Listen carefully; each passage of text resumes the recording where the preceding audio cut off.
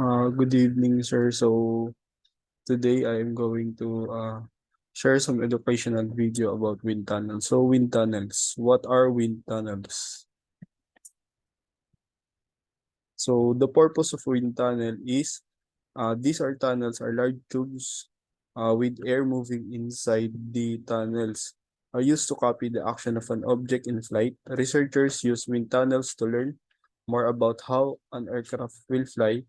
And NASA uses wind tunnels to test scale models of aircraft and spacecraft. So NASA uses this instrument to test the skills models of our aircraft or an spacecraft. So this an example of a wind tunnel. So traditional wind tunnels are classified by the speed of the air passing through the test section relative to the speed of sound or Mach 1. So M is equals to U over C. So M is equals is a Mach number and U is equals to it means the local flow of the velocity and C is the speed of sound in the medium. So what we've seen here is the type of wind tunnel. So we have the subsonic or closed return. We have the water tunnel. So and subsonic open return, full scale, supersonic closed return propulsion, and then the subsonic open return smoke tunnel. So, and officially we have just two types of wind tunnel. So we have the closed return wind tunnel. So in the return wind tunnel, in the closed return tunnel, air is conducted from the exit of the test section back to the fan by a series of turning vanes. So exiting the fan, the air is returned to the contraction section and back through the test section, and air is continuously circulated through the duct work of the closed return tunnel.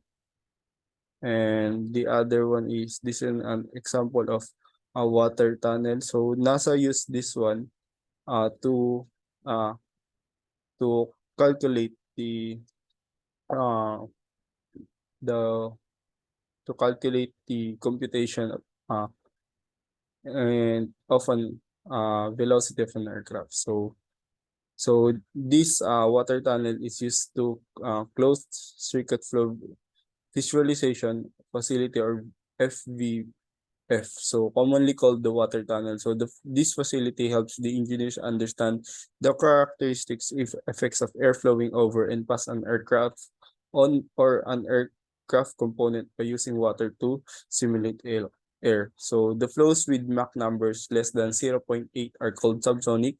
Those with Mach numbers 0.8 to 1.2 are called transonic. Those from 1.2 to 5.0 are called supersonic, and those above 5.0 are called hypersonic. So for each type of flow, there is different fluid behavior. So what are the objectives of wind tunnels? So the objectives of wind tunnels is to accurately simulate the fluid flow about atmospheric vehicles. So it measures forces, moments, pressure, shear stress, heat transfer, and flow field. So it is the velocity, pressure, vorticity, and temperature.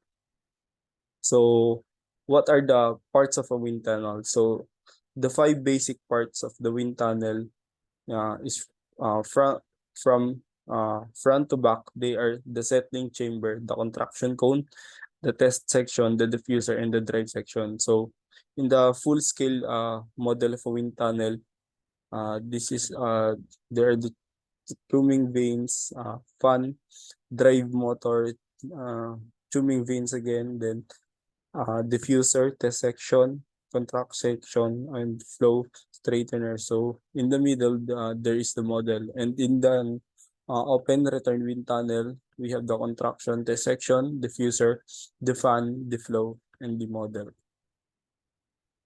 And so in a sample computation involving a wind tunnel, so in a it says here that in a low speed subsonic wind tunnel, one side of a mercury manometer is connected to the settling chamber reservoir, and the other is connected to the test section.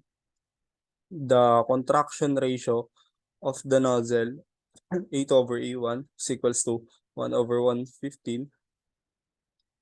The reservoir pressure and temperature are P1 is equals to 1.1 atm and T1 is equals to 300 Kelvin. So respectively, when the tunnel is running, the height difference between the two columns of mercury is 10 centimeter, and the density of liquid mercury is 1.36. 1.36 times 10 to the power of 4 kilogram per cubic meter. So it says here that calculate the flow velocity in the test section V2. So these are the solution. So change in height or altitude is equals to 10 centimeter is equals to 0.1 meter. So for mercury is equals to P1. So G is equals to 1.36 times 10 to the power of 4 uh, kilogram per cubic meter multiplied by 9.8 uh, meters per second squared.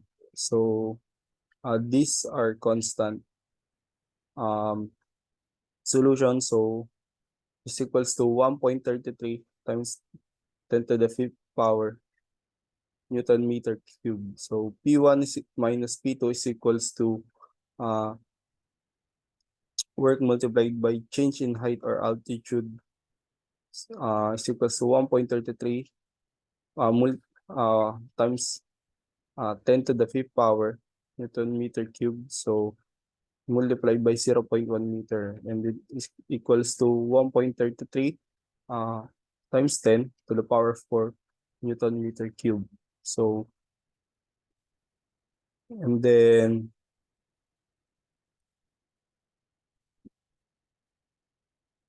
and then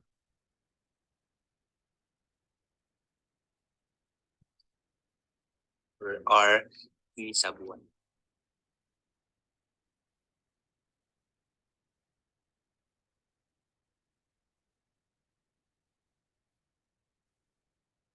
and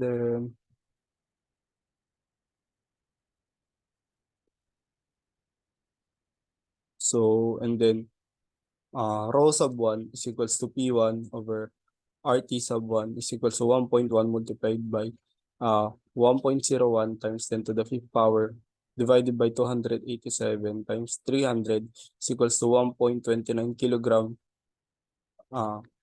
per cubic meter. So V2 is equals to the square root of 2 multiplied by P1 minus P2 over P 1 minus A2 over A1 squared is equals to 2 times 1.33 times 10 to the fourth power divided by 1.29 times 1 minus 1 over 15 squared. And the answer is 144 meter per second. So that's all, sir. Thank you.